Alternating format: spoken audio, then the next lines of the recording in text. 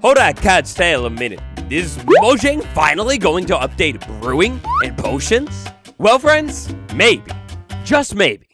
How you doing? It's me, Bill Nye the Science Guy. And today, tinfoil hats, strap them on, laddies. Over the course of the next however many minutes it is, we'll be going on a little bit of a deep dive, sleuthing through the code that Mojang has dumped into the game, and taking a look at some of the recent updates to it as well, that might hint at, could point towards, possibly, one of the biggest signs of an upcoming update that I've seen all year.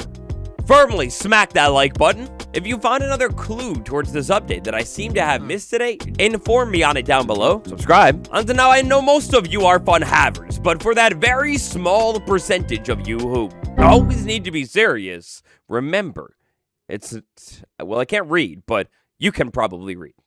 For today's dive, I want to begin us right before the brink of the Mounts of Mayhem update. Remember 1.21.10, 1.21.9, the Copper Golem update, and Minecraft Snapshot 25W42A, the very kickoff on Java edition of the Mounts of Mayhem update. If you were around here, the channel, community, in that era leading up to this current Minecraft era, well, you might remember quite a bit of talk and discovery around the conduit, Heart of the Sea, the effects and the mechanics of it. You see, the first big telltale sign that we were going to get an update that had something to do with the water before we knew anything of the Nautilus, well, the truth was sort of revealed by all of the work that the developers were putting in behind the scenes to the conduit, the polishing of this thing, and the subtle adjustment of the effect that this thing gives. They went ahead and did all of that, and then lo and behold, Minecraft Live, the Nautilus, and at least a partial water update was revealed. Perhaps we had it all right, in a way, but also we had it all wrong. Obviously, in hindsight, the update, well, it ended up updating some water structures and adding 2 brand new water mobs that are really cool, but when it comes to the conduit and maybe rebalancing it or adding new uses to this cool little beacon-like block like we thought, well, that didn't end up really coming to fruition. But what if we had it wrong? Maybe the conduit updates weren't necessarily for the current era, but instead for whatever's coming next. Now, for today's video, like I usually point out when we go on these detective deep dives, for every single drop now, including the Mounts of Mayhem, there have been changes in the code that happen before the update actually begins its development cycle that end up hinting towards whatever that update ends up being. The flying mobs with the happy gas, variant code with Spring to Life, and even more with all of the drops going back to the creaking update. So keeping that in mind alone, it's not out of the question to say Mojang playing with the effects inside of the game. Well, it's not out of the question that perhaps the thing that mainly gives you effects, potions, might be related. So that's great and all, but that's just Java. What about the other version? That hasn't been touched. You're wrong. In fact, effects on Bedrock Edition have actually received an even larger update relatively recently that basically nobody noticed. All the way back in Bedrock Preview 1.21. These numbers, aka the Netherite Horse Armor Preview, one quick search of the word effect on the changelog and we can see 13 different instances. That's quite a bit. Now, many of these changes here, they involved the Breath of the Nautilus effect and some adjustments to it. But this one right here, this is pretty major. Mojang has implemented the same HUD icon for ambient mob effects as Java. This is over on Bedrock Edition. They also went ahead and fixed ambient mob effects, constantly flashing like they were timing out, and that they had even more technical updates and changes to the stuff. Now, specifically here, over on Bedrock Edition, what this all amounts to, what this all means, is something like, say, the corner of it. When I have conduit power from a conduit, that icon popping up, it's now the same as Java. This all also should relate to the proper effect menu that you have on Bedrock Edition. Now, obviously, this one is completely different and I can't see what's going on there, but the effect and how it's being dealt to me, it's the same as Java now, continuously looping at the beginning of its time cycle. For our next bit of potion update proof, we're going to throw it all the way back to the first drop of this year, the Spring to Life update. This is the update that added a bunch of plants, a ton of mob variants, it was really fire. But inside of the code in this update, a lot of stuff went down too. One of our most beautiful code happenings over on Java Edition allowed for more individualized texture. This is something sort of like the banner pattern update from updates before.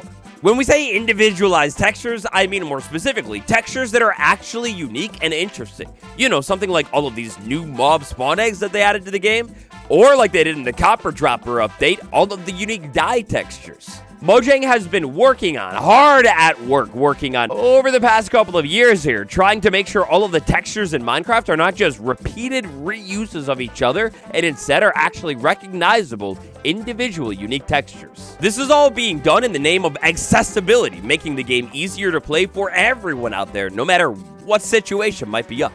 Inside of the game, to this day, now basically everything looks different. There are pretty much two big glaring problems that we have left: enchanted books and potions.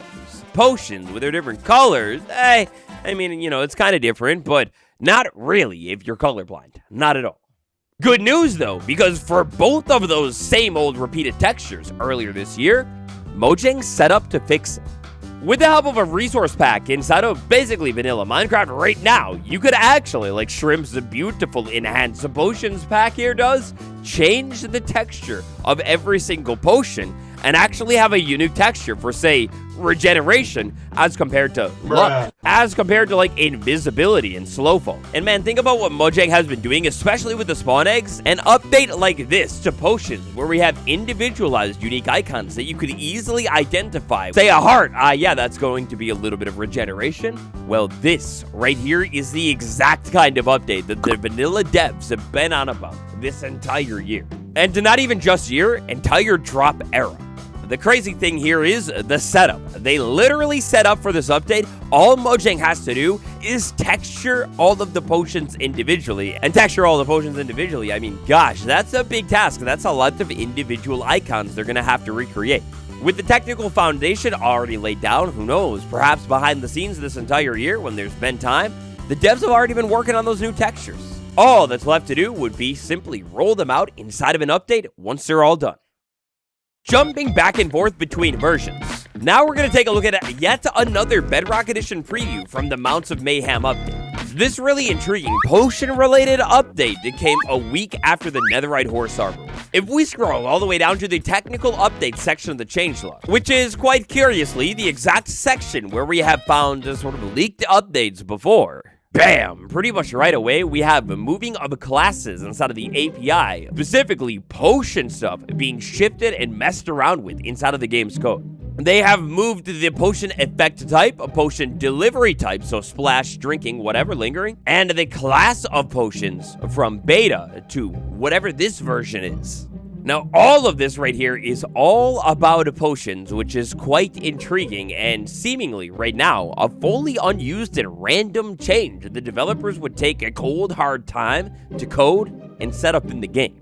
As far as I'm aware, when it comes to public roadmaps and things like that, well, the developers haven't really talked about potions and everything. So these changes come at us out of the complete wild blue. It doesn't really seem to relate to anything right now. This right here, laddies, is the exact kind of technical update that we see before an update. All right, and then, laddies, staying on Bedrock Edition for a quick second here. The main menu, panorama, it's new. They always relate to the current update, but why in the world, out of everything that we have in the background, do we have a witch chilling in the background right here, right now? All right, now, laddies, look, this one, it would be a little bit of a stretch on its own, right? Like a witch, a potion update, why would they hint in the menu screen? But they kind of have done it before.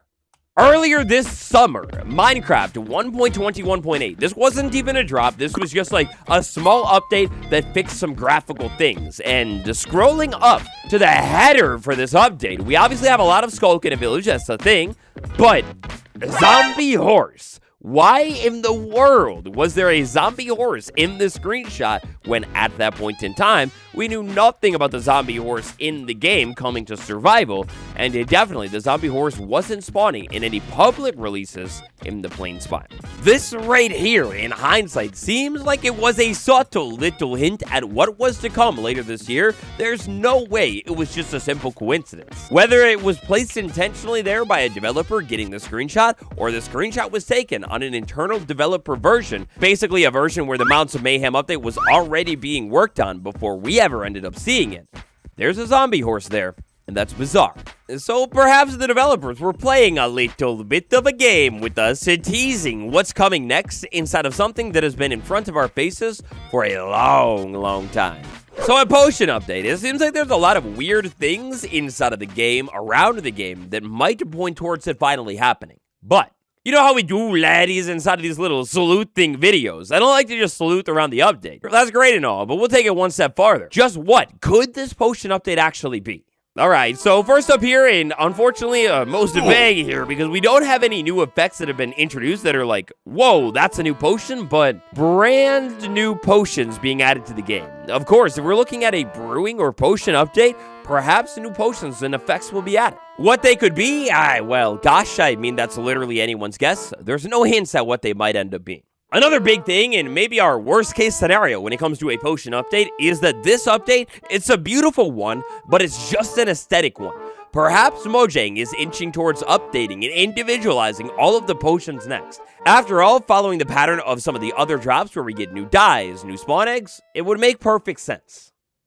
Best case scenario, brewing. Perhaps brewing is going to be the focus of an upcoming update that will maybe take a look at this really cool system and actually aim to, say, overhaul it, update it, and bring it into the modern era. It's not that I think this brewing mechanic is bad per se, it is pretty cool, but it definitely is a little bit confusing, especially if you have never really taken this stuff on before. And even just taking a look at a brewing stand that is fully empty, I mean, yeah, like looking at it, it's a UI unlike anything else in the game, and it might be a little bit confusing. Unless you actually know what all of the icons are in the game and you know what this weird thing is, you might be stumped. And then on top of that, the potion system, brewing as a whole, is pretty much the only system in the game to this day that basically relies, like crafting used to, furnacing, on a pure, raw memorization of recipes and mechanics. Take a look at the furnace right here. For no reason at all, we actually have a recipe book. Like, I don't know why they even put that there. The crafting one, this one came in clutch. I can remember playing before this was ever a thing. This changed the game. Meanwhile, potion, where you definitely think they would have a recipe book, even over here, down there, or whatever. No. Instead, you just gotta try and memorize every single potion.